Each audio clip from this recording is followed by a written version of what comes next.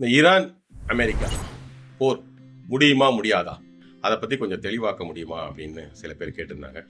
நான் சொல்கிறேன் சார். நான் ட்ரம்ப் ஈரானை அடிக்கும்போது அவன் என்ன நினச்சான்னா, டக்குன்னு ஈராக்கு மாதிரி இது முடிச்சுட்டு போயிட்டே இருக்கலாம், ஒன்றும் பெரிய விஷயம் கிடையாது அப்படி தான் நினச்சான். ஆனால் இறங்கிட்ட அப்புறம் தான் தெரிஞ்சு இது வேற மாதிரி போகுது அப்படின்னு சொல்லி.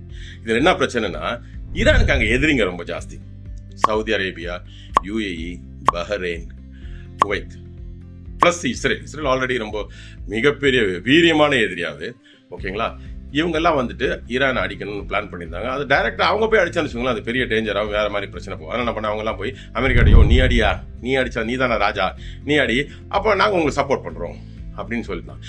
ட்ரம்ப்புக்கு ஆஹா நம்மளை ராஜான்னு சொல்கிறாங்களே, சரி ரைட்டு விடக்கூடாதுன்னு சொல்லிட்டு என்ன பண்ணால் அவன் ஏதாவது காரணத்தை வச்சு ஈரான் அடிக்க ஆரம்பிச்சான். ஆனால் அவன் எதிர்பார்க்காத ஒன்று கொஞ்சம் எதிர்பார்த்துட்டு இருப்பான், நமக்கே தெரியும், அவனுக்கு தெரியாமலாம் இருக்கிறதுக்கு சான்ஸ் கிடையாது. அது என்னன்னா ரஷ்யாவும் சைனாவும் சப்போர்ட் பண்ணுவாங்கன்னு எதிர்பார்க்கல.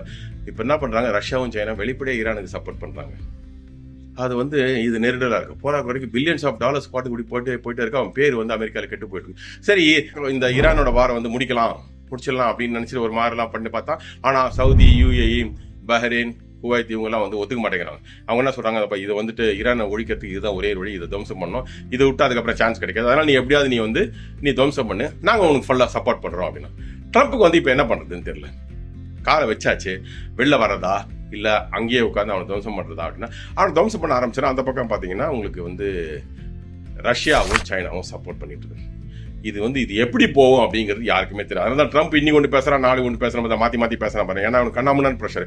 நிறுத்த சொல்லி ஒரு குரூப்பு, நிறுத்தாத அப்படின்னு சொல்லுது வேற ஒரு குரூப்பு, பணம் வேற விரயமாயிட்டு இருக்கு.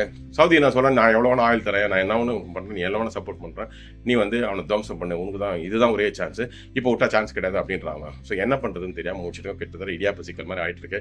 இது எங்கே போய் எப்படி போய் முடியும்னு யாருக்குமே தெரியாது.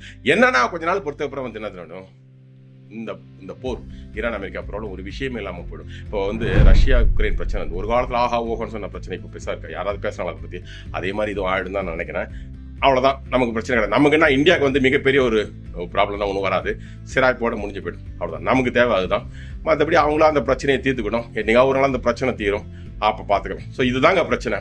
அமெரிக்கா ட்ரம்ப் நிறுத்தணும்னு பார்க்குறான், முடியல, நிறுத்தாதன்னு பார்க்குறான், அதுவும் முடியல, என்ன பண்ணுறதுன்னு தெரியாமல் மூச்சுட்டு இருக்கோம். இதுதாங்க உண்மையான பிரச்சனை. ஏன்னா சவுதி, யுஏஇ, பஹ்ரைன், குவைத்தெல்லாம் போரை நிறுத்தக்கூடாது, இஸ்ரேலும் சரி போரை நிறுத்தக்கூடாது அப்படின்னு சொல்லிட்டு இருக்காங்க. அந்த ப்ரெஷர்லாம் இவங்க மாட்டி தவிச்சிட்டு இருக்காங்க. இது எப்படி போய் முடியணும் யாருக்குமே தெரியாது. இதுதாங்க நிதர்சனமான உண்மை. ஓகேங்களா, பாய்.